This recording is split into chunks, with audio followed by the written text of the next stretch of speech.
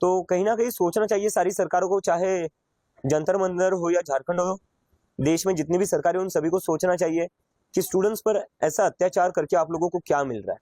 ये स्टूडेंट्स अपने अधिकार के लिए लड़ रहे हैं, अपने भविष्य के लिए लड़ रहे हैं, वो किसी वोट बैंक के लिए नहीं लड़ रहे हैं। तो उनके ऊपर इस तरह का लाठीचार्ज नहीं होनी चाहिए, इस तरीके की ब्रूटैलिटी तो बिल्कुल नहीं होनी चाहिए। जिस तरीके से झारखंड में विद्यार्थी जो प्रोटेस्ट कर रहे थे उनके ऊपर लाठीचार्ज हुआ है, टीयर गैस डाली गई, क्या कहेंगे आप? आपका नजरिया क्या है? कल झारखंड में जो भी हुआ वो बहुत ही खराब था।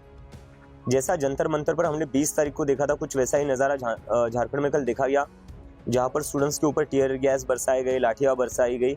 और मुझे तो ये समझ नहीं आता है कि जब पॉलिटिकल पार्टीज प्रोटेस्ट करती है तब लाठीचार्ज या टीयर गैस क्यों नहीं यूज़ किया जाता है।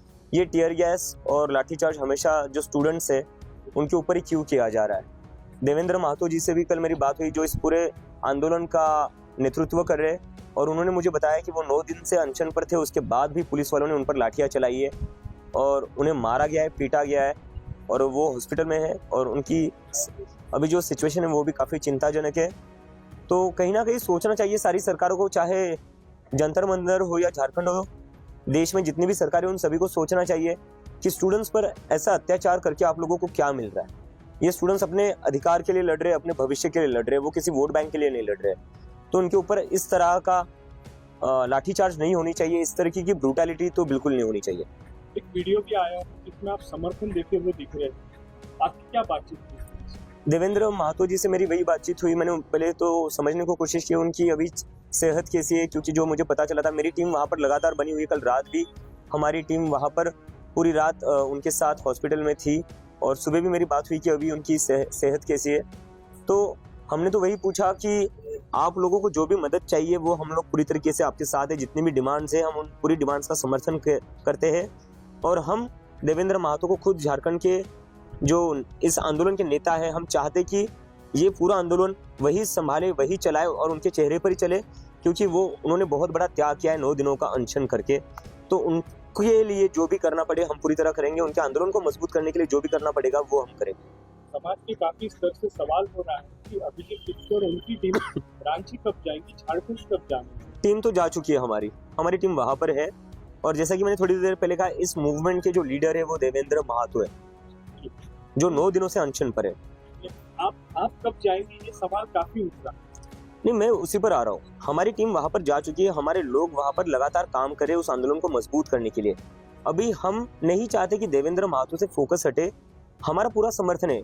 इम्पोर्टेंट क्या है, क्या हम उस लड़ाई में उनका साथ दे रहे हैं या नहीं दे रहे, हम वो पूरी तरह दे रहे हैं। मैं लगातार टच में हूँ झारखंड में जो स्टूडेंट्स है उनसे, हमारी टीम वहां पर लगातार काम कर रही है।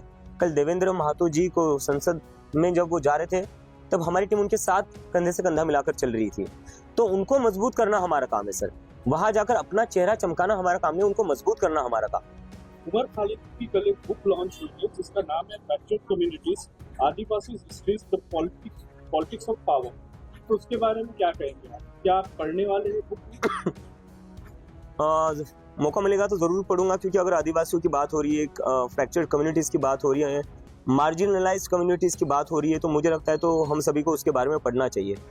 आपको क्या लगता है आदिवासी कम्युनिटीज के बारे में आप क्या कहना? नहीं, मुझे तो लगता है कि कहीं ना कहीं इतने 80 सालों के बाद भी, जैसा मैं अभी थोड़ी देर पहले कह रहा था कि 80 सालों के बाद भी हमारे जो गांव के स्कूल है या हमारे जो गांव है वो आज भी बहुत पिछड़े हुए हैं। और उसमें अगर हम देखा जाए तो सबसे ज़्यादा अन्याय किन लोगों के साथ हुआ है, आदिवासी लोगों के साथ हुआ है। क्योंकि उनके जो जंगल होता है, ज़मीन होती है, वो छीनी जाती है। उसके बदले में उन्हें क्या मिलता है? उसके बदले में उन्हें कुछ नहीं मिलता है। बड़े बड़े बिजनेसमैन जो होते हैं, उनको फ़ायदा पहुंचाने के लिए उनसे जंगल ज़मीन को आप लोग उनसे छीन लेते हो, लेकिन बदले में उन्हें क्या देते हो?